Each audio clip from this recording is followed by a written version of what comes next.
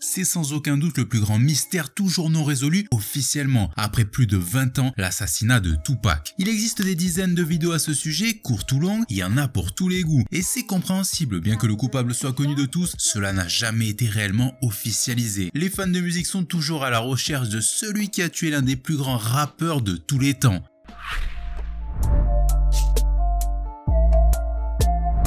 En 1996, Tupac est au sommet de sa carrière et le roi incontesté de la côte ouest. Si un enfant de New York peut se permettre de régner sur cet endroit, c'est notamment à l'aide de la personne la plus crainte de cette région, mais également de la musique, Suge Knight. Si vous voulez en savoir plus sur cet homme, n'hésitez pas à regarder la vidéo qu'on a déjà fait sur lui. C'est lui qui va payer la caution de Tupac d'un montant de 1,4 million de dollars permettant de le libérer et en même temps de le prendre sous son aile. Le soir même, il aura son médaillon Death Row Records et rejoindra le navire notamment aux côtés de Snoop Dogg pour faire la guerre à leur ennemi Bad Boys Records. Naturellement, dès son assassinat, tout le monde va pointer Biggie et P. Diddy comme responsables. Ça aurait été le résultat de cette guerre dans la musique et en dehors. Les deux étaient pourtant amis jusqu'au 30 novembre 1994.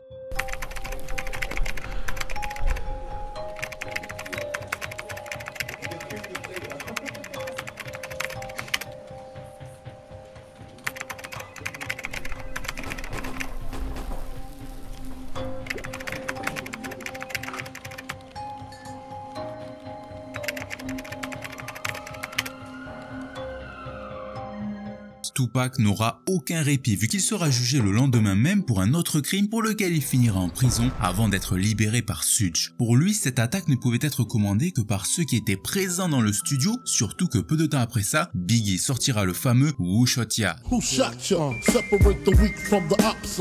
Lead hard to creep them Brooklyn streets. It's on, nigga. After rappers from the East Coast was there when I got shot, nobody knew a thing. Niggas is like abandoning me. Libéré de prison et remonté à bloc, il relance les hostilités avec le fameux Hit 'em Up.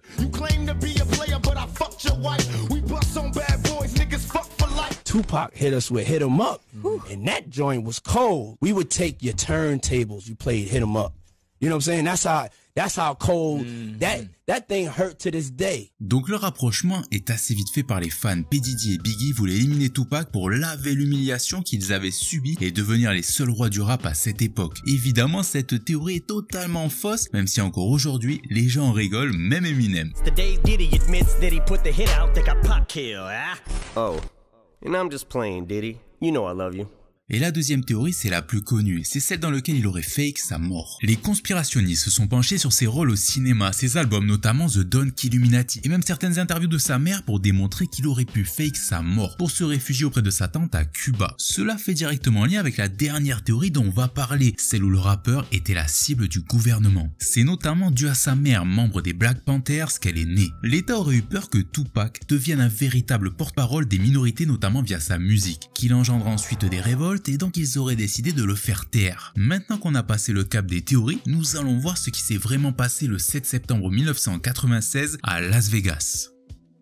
Casino, concert, femmes, argent, on ne présente plus cette ville. Si Tupac s'est rendu sur place, c'est pour assister à un combat de boxe de légende. Tyson contre Seldom au MGMT. Un combat qui va durer moins de 1 round, mais plus précisément, seulement 109 secondes, gagné évidemment par Tyson. Tupac, en quittant le match plus chaud que jamais, va croiser Orlando Anderson, un membre des Southside Crips. Ce même Orlando est celui qui avait volé la chaîne Death Row de Trayvon Trey Lane à Compton. Par vengeance, Suge Knight ainsi que tous ceux présents vont se jeter sur lui. Après ce passage à tabac, Tupac rentre à son hôtel notamment pour se changer et ressort aux alentours de 23 h pour se rendre à la boîte de nuit de Suge Knight, le 662. Sur la route, la sécurité le suivra par derrière, ils se feront même arrêter par la police avant d'être rapidement relâchés. Le rappeur se fera évidemment remarquer sur la route par des fans, sauf que sans qu'ils s'en aperçoivent, une voiture s'était glissée sur le côté et 13 balles vont être tirées qui vont toucher Pac et Suge. Vous connaissez la suite, la légende décédera 5 jours plus tard à l'hôpital.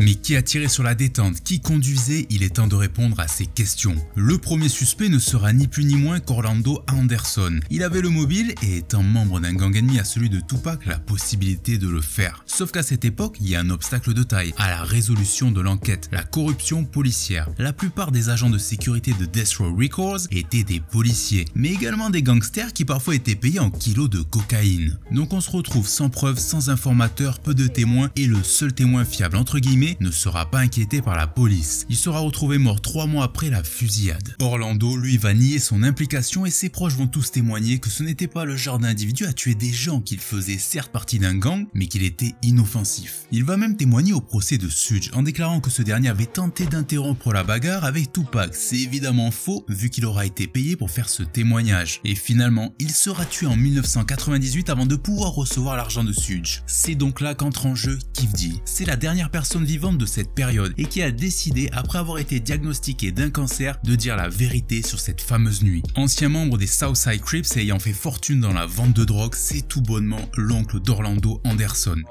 Tupac. There you go. Tupac. He gave himself away. Otherwise, they would have got away. So Orlando shot across Dre? He leaned over on the window, rolled down the window, popped. Orlando would have had to lean over the top of Dre, right? Yeah, he did. You say Suge looks over, he sees you? Yeah. He looks right at you? Yeah, he looked at me. Why are you looking right at him? Fucking known each other since we were 7, 8 years old.